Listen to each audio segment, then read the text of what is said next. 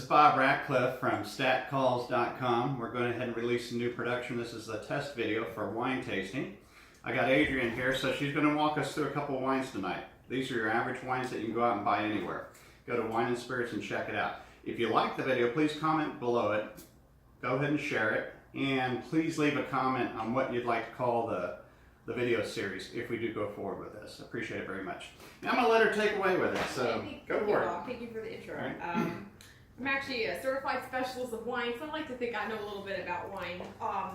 Today we are having Full Moon Double Barrel GSM from South Australia. So a GSM is a Grenache Shiraz Mourvedre blend. So this is supposed to be modeled after a Rhone style red wine from France. So it is a 2015 vintage. We'll drink a little bit colder than we should. Most red wines you want to serve at room temperature, which is 65 degrees. Most people's rooms are a heck of a lot warmer than 65. So a rule of thumb when you serve wine, if it's a red, you want to stick it in the fridge for 15 minutes before you serve it. If it's a white, you want to pull it out of the fridge 15 minutes before you serve it. Can I ask you a question about that? Yes. On red wines, if you do like them a little bit colder, I know you need to serve them at room temperature, but if they're cold, does that hurt the wine any? When wines are cold, the predominant characteristics you're going to notice is the acidity. The fruit is not going to be as predominant. You're going to get more acid than fruit. Okay. As it comes to room temperature, you're going to get more of the fruit. You're going to get more aroma, more bouquet, more of the nuances of the wine. You'll notice that too with the white wine. If you ever start with a Chardonnay that's too cold, it'll always taste really acidic when you first pour it, and as it warms up, you get more of the oak, more of the green apple, more of the tropical fruit flavors that are in it. Alright, everybody's got some wine? Alrighty. Still these two right here. Not because I'm double fisted, Not at all. but we have several people off camera and I'm just grabbing their wine also. So The first thing you always do when you evaluate a wine is you want to observe the color. You want to see everything that you can get by looking at it. What kind of clues, how's it going to taste? The best thing to do is hold it up to like a white background if you have one. You use a napkin? If you use a napkin or if you got like a white towel, you just kind of look. So what you're looking at is what kind of shade of red is it, how intense is the color, and then you want to notice if there's any different color variations along the rim. That would kind of indicate that it's an older wine, that it has some age. So this one I would say is, I would say it's more garnet than ruby, although garnet is supposed to be reserved for aged wines. But I'd say this is more garnet than ruby, and it has consistent coloring from the base up to the rim there. So it's not an old wine. This is not showing age anyway. So we look at it. We look down into the glass too. Question? question from the back of the class. Okay, let's hear it. Okay, I'm at a fancy dinner party with people around there that are hotsy-totsy. Yes.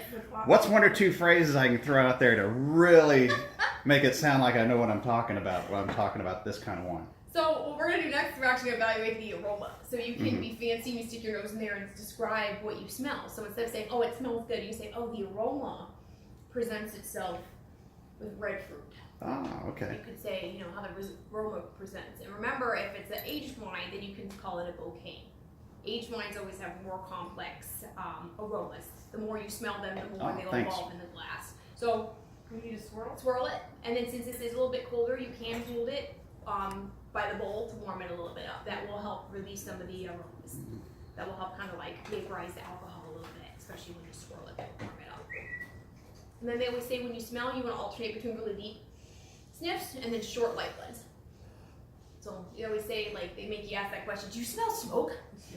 That's how you sniff. Like really, and it's what you're going to spend the most time doing is smelling it, because you're going to be able to smell a hell of a lot more than you can taste. Yeah, I only smell for smoke when I'm cooking. But, yeah, that's cool. What do we smell? What do you get? I would say it's more like a red wine, but I don't. I get spice. There's like a spice in there. You can tell that's, I think, the Shiraz that we're smelling. Shiraz has like kind of like a peppery spice kind of. Yeah, a little bit sharper I get smell. like deep red fruit. I'd say Berries. maybe black Or- fruit. Yeah, Black fruit. I don't darker say fruit. smell. I use bouquet for the older wines, but I said it's more of Aroma. a sharper, spicy aroma. Yeah. So I get more. I would say more black fruit than red fruit, because it's not raspberries or strawberries. It's not a light fruit. It's a darker style fruit. I get spice. Like a pomegranate? What? Pomegranate? Yeah, you could say if you smell pomegranate, it's all subjective. It's all what you smell. Like, it's the hardest thing is to put into words what you smell when you stick your nose in the glass. So what I do a lot is I study kind of the back of the bottles and kind of see how they describe it, and then try to figure out what they're describing. Like when they give a description, if they say, oh, there's blackberry, I'm like, why are they describing as blackberry? Let's give it a taste.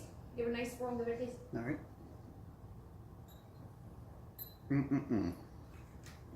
Oh. Now another question from the back of the class. Yes. Now, me and Donna will have these wines where the first taste is just, it shocks your tongue. Uh-huh. And it's almost like this is not a very good wine. But then every drink after that tastes incredible. So is it like some of the nicer wines, do they like bite your tongue for the first sip, or is it just any one? Well, a lot of them take time to open up. Mm-hmm. So like Okay. once the longer it sits in your glass, the more oxygen's gonna mix Mhm. with it, and the more the different flavors are gonna kind of come out. And then after you have that first sip, it's kind of complicated when you study like your sensory organs, like how you smell. A lot of what you smell is when it actually enters your mouth, the vapors go up the back of your throat, and that's how it enters your nose. So you'll notice after you take that first sip, and then you taste and you smell it again, you're gonna pick up more aromas. Oh, Caleb, go on. I think it tastes tart. Like a It has- cranberry. Nice acid to it. You're noticing the acid and you're noticing the tannins in it. Remember, tannins are what make your mouth feel dry.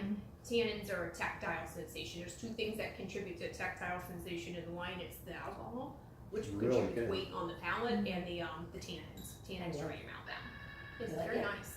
It's Reminds me of That's good, cranberry. yeah. it's balanced. A lot of stuff I had from Australia is always to me out of balance because this one is actually pretty high alcohol. This is 14 and a half, and you can tell by the way the legs kind of cling to the glass. You can tell that is a higher alcohol, and that's what that indicates. Now, what do you mean by legs? I don't know. What are you talking about? Legs or tears. It's how it streaks down the side of the glass. Yeah, this one's got legs for Yeah, days. and that's usually it indicates how much alcohol. Okay, so if it just has one or two streaks that you call legs, or if it has like a dozen, what's the difference between having more legs or less legs? Because I have no clue. More legs means it has more alcohol in it. Ooh, okay. It climbs higher up the Oh. that has to do with the alcohol vaporizing. So I want a dozen legs across my You want glass. lots of legs in your glass. Yeah.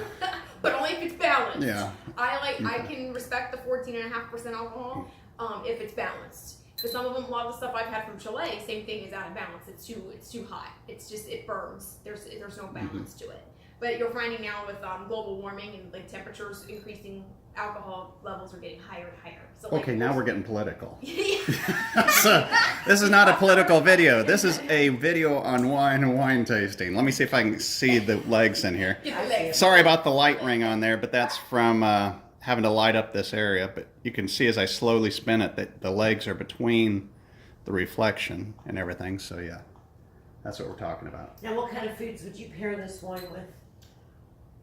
This is I'd say this medium to full body bread, and it does have tannins in it, but they're not overbearing. It does have nice acidity to it, so it does make it obviously a lovely food wine.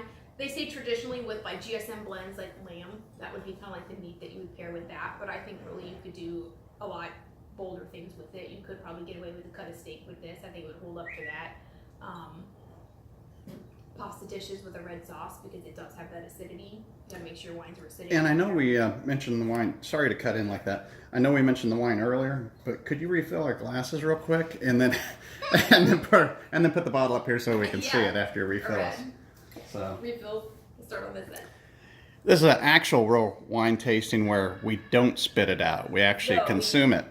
We enjoy Yes. ourselves. Because you can see we got some lobster tail laying there on the table. We got shrimp already cooked, and we got a little smorgasbord of cheese and crackers. So We've got nice big goblets. So the shape of your glass is actually very nice for the wine because it gives you ample room to swirl it. So you want like a more goblet, round, It's pretty bowl on your glass when you have a red wine because it allows you to swirl it. It allows it to interact with the air. Now, if you had like if you had a white wine, you would want more of a narrow top. I'll take the bottle. Okay, we're going to show you a close-up of this bottle so you can actually see it. Okay, Full Moon, double barrel. See if you can see the back here. Okay, that's pretty much the back. It doesn't really tell you too much on it. I Sometimes know. they give you a little tasting note. Yeah, they don't have a history on this or anything. Okay, well, I can just tell you that they developed to get into wine when there's a full moon out. So they decided to call it full moon. So I'm just going to make the story up. The So moon looks a lot bigger down the so they named the so yeah, that's how they got into the wine. So it was a full moon night. And then Alrighty. always with wine, one other thing is I like to evaluate it on its own. I take my tasting notes, and then I always like to pair it with food because wine is meant to be enjoyed with food. Yeah. So what's going to happen is we're going to eat all of this cheese, all of this lobster, and we're going to evaluate how the wine evolves with the different foods. Oh wow, cool. Yeah, I always notice it tastes better with chocolate. Oh, or strawberries and Yeah. chocolate. Oh, yeah. Oh, help me. Different foods will pull out different flavors in the wine. They'll accent some flavors. Sometimes you get kind of like a negative pairing, or sometimes make the wine taste a little tart. But you learn from pairing and trying everything. All right, cool. Well, let me see what we got here. Cheers. You know what? Cheers. We got like 11 minutes on the video.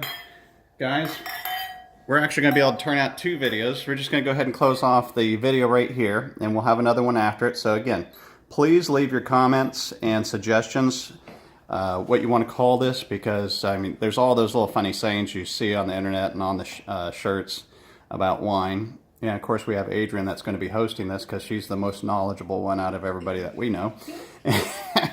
And let us know. Please like, share, and make comments. Thank you very much. Talk to you later. Peace out.